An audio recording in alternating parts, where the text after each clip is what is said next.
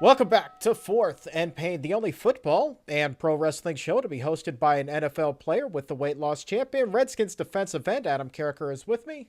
What you gonna do, brother? Appropriate. Hulk Carriker, former wrestling announcer, weight loss champion Chuck Carroll here.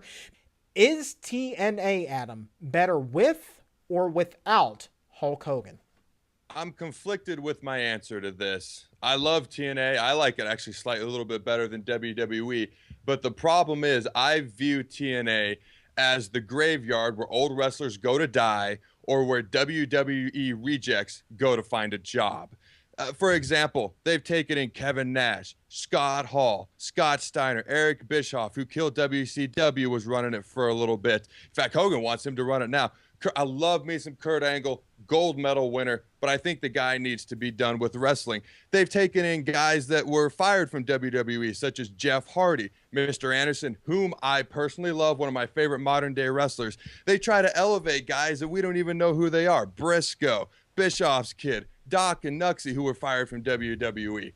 So I'm conflicted on this because they need to grow their own talent. They need to elevate guys like Austin Aries, Christopher Daniels, Bobby Roode, James Storm. They need to make these guys stars. Kazarian, AJ Styles, make him a star again, which they're trying to do. Now, initially, my response was yes, they'd be better off without him. I've put a caveat to this answer. My answer is no, they're not better off, but here's the caveat. As long as he's not wrestling. Because when he gets in that ring, he becomes the wrestler that went to the TNA graveyard to die. When he's the GM, when he's just a GM and he's not in a physical capacity, I love it. I think, imagine if Stone Cold was on Raw. How awesome would that be as the GM every week, just to have him with the mic in his hands, the icon that he is as well. I don't think that would be detrimental to Raw at all. Now, if he starts to wrestle, that's bad news because he physically cannot do it anymore, and we all know that. So as long, I don't know that Hogan's business sense is that great in wrestling. Not that I know the business that well. I'm a fan, but from what I've heard, his business sense is that great. But just having his presence as a GM, appearing to run the show, I think is good as long as that's all it is. I agree. I do think that TNA is definitely better off without Hulk Hogan, and I think that they're better off without him altogether. And here's why. Even if you have him on television in that role as a GM in that limited capacity, he's still, just by his presence alone and his name alone, going to overshadow everybody else on that roster that you're trying to elevate. He's going to keep guys like Christopher Daniels down. He's going to keep guys like AJ Styles down. He's going to keep guys like Kazarian down. He's going to keep them all down, not on purpose, but because he's Hulk Hogan.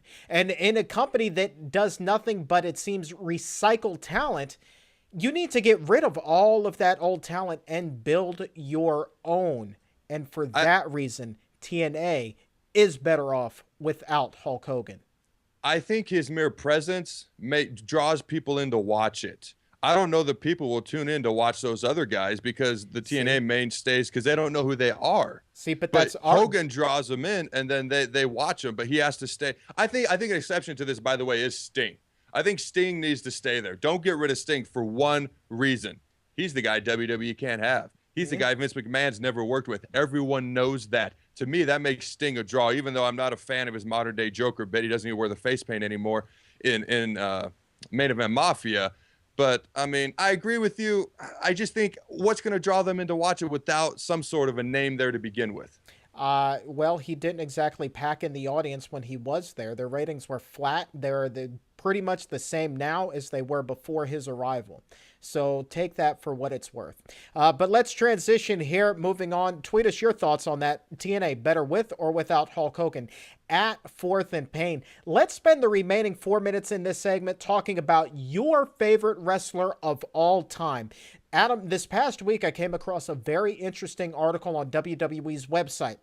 And it was talking all about Goldberg, of course, his new DVD coming out. Did you know that he's only lost to 5 wrestlers in singles competition, and none of those matches has he lost cleanly? There's always been some sort of a schmoz, outside interference, whatever the case. He's never lost a singles match cleanly. Did you know that? You told me we were going to talk about Goldberg. I did not know that.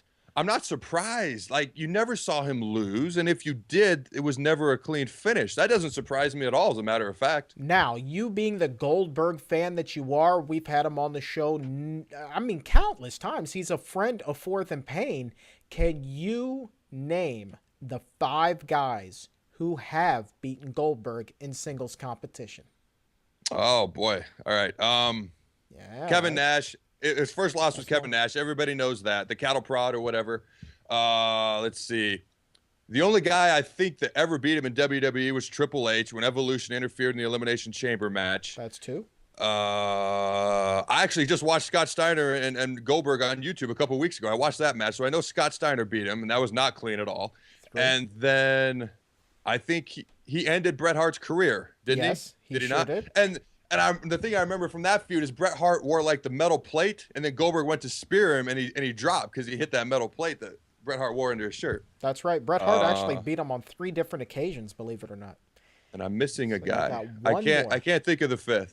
I'll take 80%. That's a B. Where's the other guy? 80%. You ready for this? Booker T. You couldn't even come up with this one. Why? Because Booker T is the one guy on this list that doesn't belong. Booker T, a fine wrestler in his own right, but he has absolutely no business being mentioned in the same breath as Goldberg. And you could say, oh, Chuck, he's won all of these titles. He's been WWE champion. He's been world champion. He did the spin of frickin' Rooney. But he's not Goldberg, doesn't deserve to be Goldberg, in my opinion. And when he did beat Goldberg, if I'm not mistaken, this is way back in WCW days. And to me, Booker T's career didn't really take off until he was with WWE.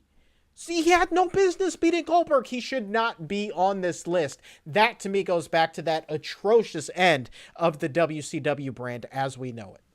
Well, I'm a Goldberg guy. So I don't think anybody should have beaten Goldberg. The only guys who should even be in the same breath as Goldberg are Stone Cold, Hogan, The Rock, Sting. That's it. Nobody else even in the same breath.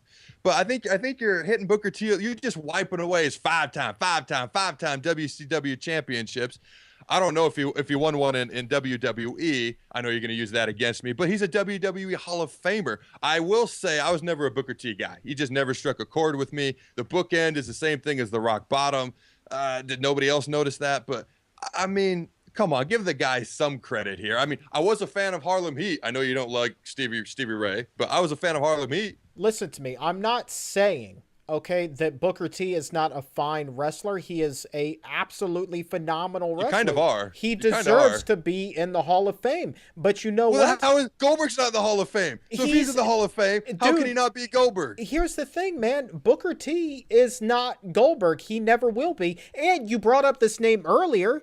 Booker T automatically gets docked points because he was the freaking tag team partner of the worst wrestler in the history of pro wrestling, Stevie Ray. Okay, Stevie Ray has absolutely no business ever once entering the professional wrestling ring, and Booker T should be ashamed of himself forever tagging with the jobber of all freaking jobbers, Stevie Ray. For that reason and that reason alone, not only should Booker T not be mentioned in the same breath as Goldberg, but you should erase all of his title wins. Matter of fact, I take it back. Booker T should not be in the WWE Hall of Fame.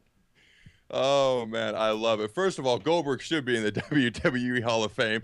If you're going to talk about worst wrestler of all time, I'm going to nominate the great Khali. His wrestling, he can't even move. He's like he's walking on stilts. I love it, dude. I love the passion. Dude, it chaps me. Oh, my God. Tweet us. Tell. Booker T, is he or is he not good enough to have beaten Goldberg at Fourth and Pain? Collect your thoughts. I'm going to collect mine. More Fourth and Pain on the other side. Weight loss champion Chuck Carroll here with your weight loss tip of the week. And we're going to talk about getting your weight loss journey started off quickly by building the perfect dinner plate. We're going to talk about it in quarters and halves. The first quarter of your plate should be made up of lean proteins, chicken, turkey, fish. The next quarter should be made up of foods high in fiber. We're talking about whole grains, beans, potatoes, corn, and lastly, that last half of the plate filled up with my favorites. We're talking about fruits and vegetables. They're low in calories and the best thing that you can put in your body. Just make sure that kale's on that plate, baby. You build that plate like that, you boost that metabolism, and you'll be on your way to being a weight loss champion.